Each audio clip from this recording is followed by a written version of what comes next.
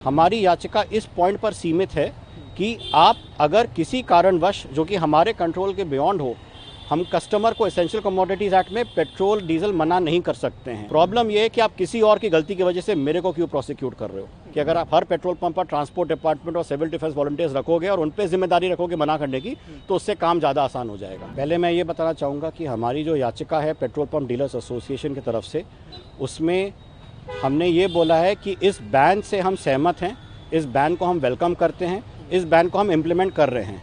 हमारी याचिका इस पॉइंट पर सीमित है कि आप अगर किसी कारणवश जो कि हमारे कंट्रोल के बियॉन्ड हो, हम कस्टमर को एसेंशियल कमोडिटीज़ एक्ट में पेट्रोल डीजल मना नहीं कर सकते हैं। हम पे एसेंशियल कमोडिटीज़ एक्ट अप्लाई करता है। कस्टमर आते हैं, किसी को ना सुनना पसंद नहीं है। पेट्रोल पंप पे 3000 से ऊपर गाड़ियाँ आती हैं। ऐसी परिस्थिति बनी कि हमने, आपका कैमरा नहीं चला, आपका सिस्टम नहीं चला, कस्टमर ने ज़बरदस्ती करके अगर हमसे पेट्रोल डीजल ले लिया, हम इम्प्लीमेंट करने की कोशिश करें, आप हमारा प्रोसिक्यूशन नहीं कर सकते हैं। ये हमारी याचिका है कि जो प्रोविज़न 192(1) है वो गाड़ी के ड्राइवर और ओनर पर अप्लाई करता है जो गाड़ी बिना रजिस्ट्रेशन के चला रहे हैं। उसको आप पेट्रोल पंप डीलर पर कैसे लागू कर सकते हो, स्पेशली जब हम ये बोल रहे हैं कि हम इसको कंप्लाई कर रहे हैं। आपका सिस्टम नया चालू हुआ है, 1 जुलाई से हुआ है, प्राइवेट एजेंसी इंप्लीमेंट कर रही है, सिस्टम फुल प्रूफ नहीं है, सारे पेट्रोल पंप पर अभी कैमरा इंस्टॉल नहीं है, जो इंस्टॉल्ड हैं वो गाड़ी का नंबर ठीक से रीड करके रिपोर्ट नहीं कर पा रहे हैं। और जैसा मैंने बोला 3000 से ऊपर गाड़ियाँ आती हैं। ऐसी बहुत सारी परिस्थिति हो सकती हैं जिसमें जो गाड़ी नॉन कंप्लायंट है उसको ईंधन हमें मजबूरन देना पड़े क्योंकि सिस्टम चालू नहीं है और कस्टमर अगर वहाँ पर कुछ बदतमीजी करे या कुछ करे। इस केस में आप हमारा प्रोसिक्यूशन नहीं कर सकते। ये हमारी याचिका है और कोर्ट ने अपने ऑर्डर में नोटिस इशू की है, जवाब मंगवाया है। ये भी नोट किया है कि हम पॉलिसी को वेलकम करते हैं, हम प्रोसिक्यूशन के खिलाफ हैं हमारे। और कोर्ट ने ये बोला है कि अगर इस दरमियान कोई प्रोसिक्यूशन नोटिस हमें रिसीव होती है तो हम कोर्ट के अटेंशन पे ला सकते हैं।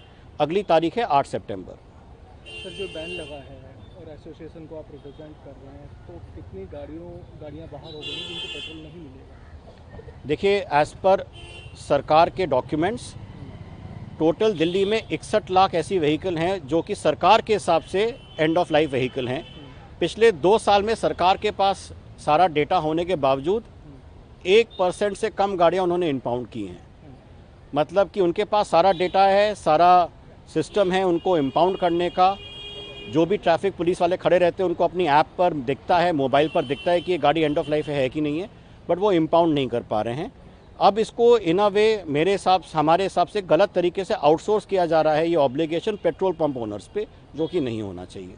सर, जो 61 लाख गाड़ियाँ हैं और दिल्ली में जितने पेट्रोल पंप हैं वो सभी पर रोटेशन वाइज पेट्रोल वहाँ से लेते हैं, तो जो एसोसिएशन है, जो पंप मालिक है, उनको कितना नुकसान इससे हो रहा है फाइनेंशियली अगर देखा जाए? देखिए, नुकसान और फाइनेंशियल नुकसान से पेट्रोल पंप एसोसिएशन को कोई ऑब्जेक्शन नहीं है। वो इस पॉलिसी को इम्प्लीमेंट करना चाह रहे हैं, जैसा मैं बार बार बोल रहा हूँ।